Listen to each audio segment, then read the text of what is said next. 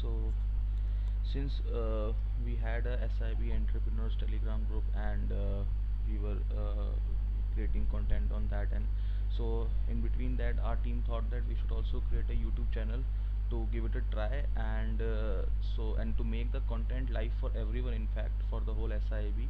And in order to initiate that, so this is the first video which I am putting on the channel regarding the WeWork rise and fall of WeWork. So as you all know that we had earlier completed this concept as well. So just in order to kickstart the program, so I'm doing this. And yesterday also we had a stock session, and so on that session we have also created a live, and we'll be going to that. So in order to start, it is a short video. I will be presenting in a 5-10 minutes at exactly what happened with the WeWork. So basically, the WeWork was first founded in 2010 by in New York by Adam Neumann, and it was basically a real estate concept, a co-working office sharing concept, which was a brilliant idea in US at that time, because it had budding entrepreneurs, and the concept of startup was booming at that era.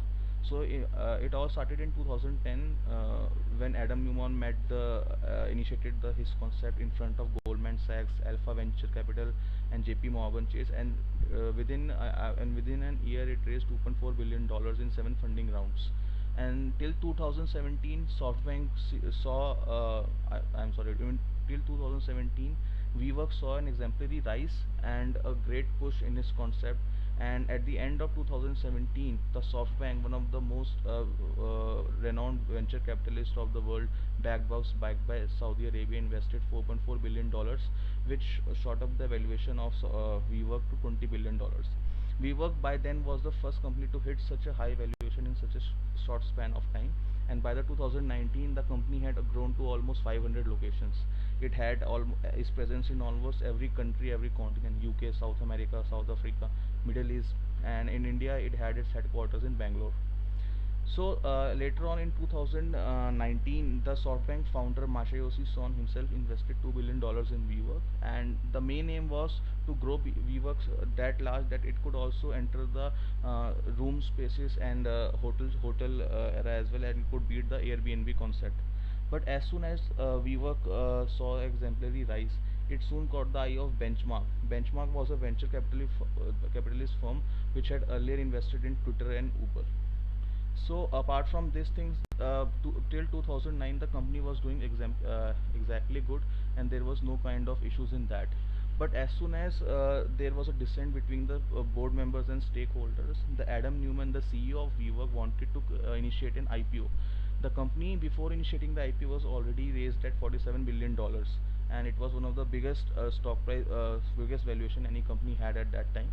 And in order to release the IPO and expand aggressively, unfortunately in the first 6 months after the releasing IPO, the WeWork saw a loss of $700 million, followed by multiple losses, which also included the corruption charges of the CEO. For example, the CEO bought the V logo, or the IPR, intellectual property right of the V, for 1.6 million dollars, and sold it to his own company for 5.7 million dollars. So this was one of the example that made WeWork fall steep into the losses. And then the stakeholders and the board of directors lost their trust over the CEO. Later on in 2019 October, the WeWork went out of cash, and unfortunately it was a brainchild of Softbank, which Softbank had already invested a lot of money into, approximately $23 billion, and they didn't wanted WeWork to get bankrupt. So when it was on the verge of bankruptcy, Softbank itself input to $13 billion more after the IPO crash in 2019, and then later on in October 2019, Softbank itself invested another $9.5 billion into the WeWork to increase its valuation and to keep its head above the water. But unfortunately, again, there was a sharp criticism faced by WeWork CEO regarding his personal expenses, his personal, I would say, experiences, and his links with marijuana and Mexico drug lords, and all those things came into picture. And then ultimately, the IPO was again